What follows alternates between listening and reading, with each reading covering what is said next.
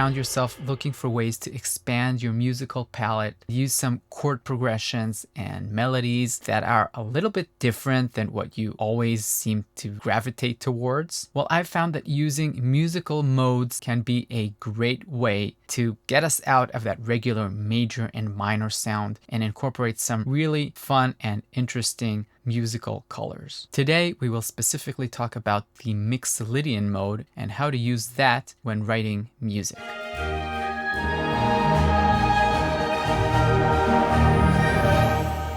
Alright, so in the previous video, I made a brief introduction to musical modes, so make sure you go back and watch that one if you're not sure what the term musical mode means at all. Assuming that you know what a musical mode is, let's talk about the Mixolydian mode specifically. The Mixolydian mode is the fifth mode starting on the fifth note G, if we're talking about the white notes in the keyboard. It sounds like this.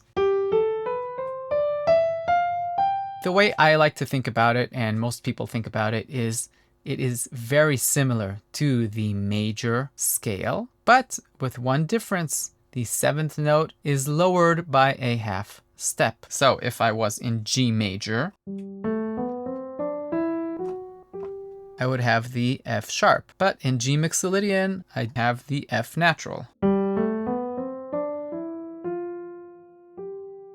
Like any mode, this mode can be transposed. If I take any major scale and lower the seventh note by a half step, I will get a Mixolydian mode. So take, for instance, A major. A Mixolydian would take the seventh note, the G sharp, and turn it into a G natural.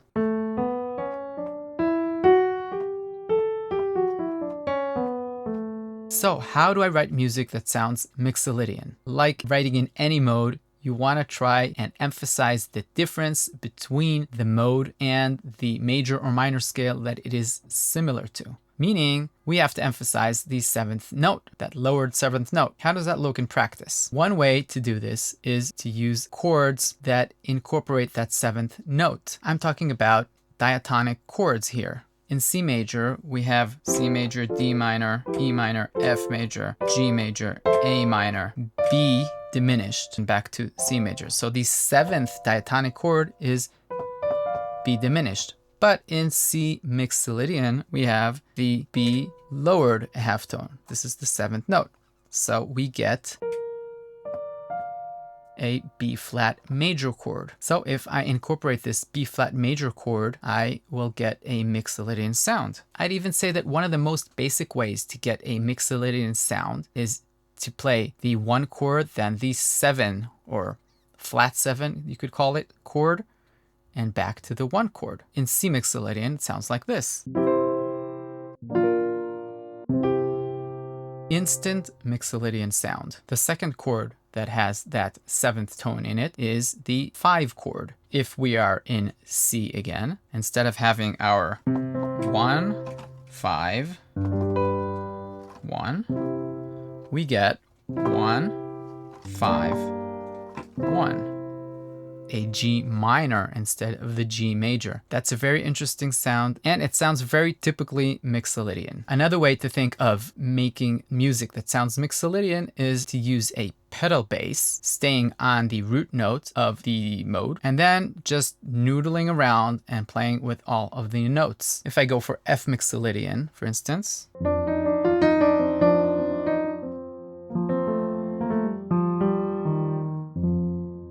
I actually really recommend using this technique to learn how this mode sounds, how any mode sounds. With your left hand, play the root of the mode, and then noodle around with your right hand, playing the different notes in the mode. The root in the left hand helps you make sure that you're feeling the mode correctly. Now, why shouldn't you be feeling the mode correctly? Well, there are a few reasons for that, but one of the main reasons is that the mode shares notes with major and minor scales, and you might find yourself feeling as if you're in one of these major or minor scales. Specifically, in the Mixolydian mode, your biggest problem would be the 4 chord. If I'm again in G Mixolydian,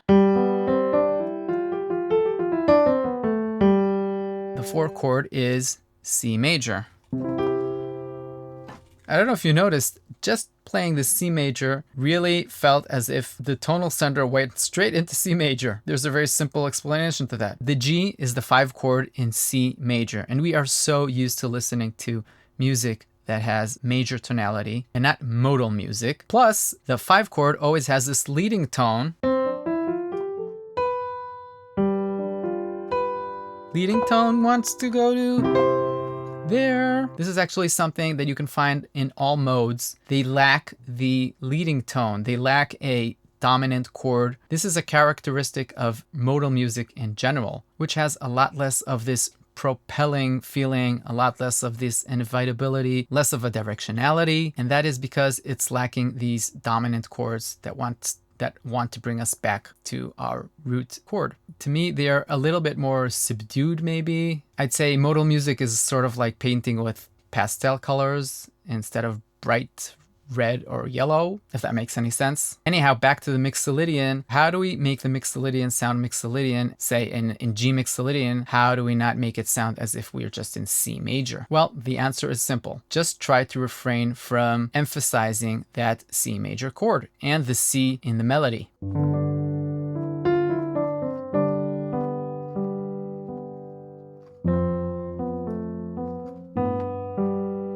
I just played G and F and G, okay? The 1 and the 7, the flat 7 and 1, like I said before. And I didn't play the C chord at all. So that's the easy way to stay within the Mixolydian sound. All right, so to finish off this video, I just want to play an example of a piece that I wrote in Mixolydian mode so we can feel how this sounds in a fuller piece of music. I will first play the melody because I feel that the melody itself carries the Mixolydian sound very nicely.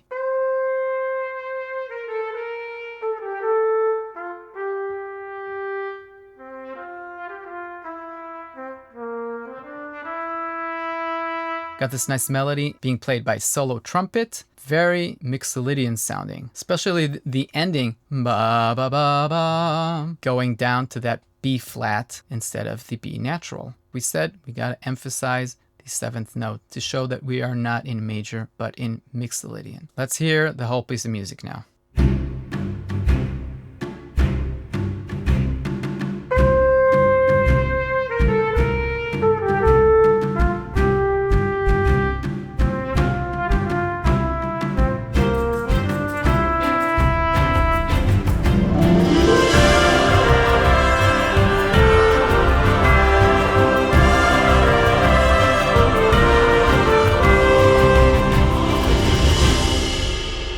Alright, so that's it for today. I hope you enjoyed the video. Hope you learned something. Let me know in the comments if you got any questions. Have you ever tried using the Mixolydian sound? Have you ever used other modes? How do you like using them? Any other tips or tricks? Let's all learn from each other. And if you haven't already, please subscribe to the channel, like the video. That would help me a lot in making more of these videos. Alright, until next time, goodbye.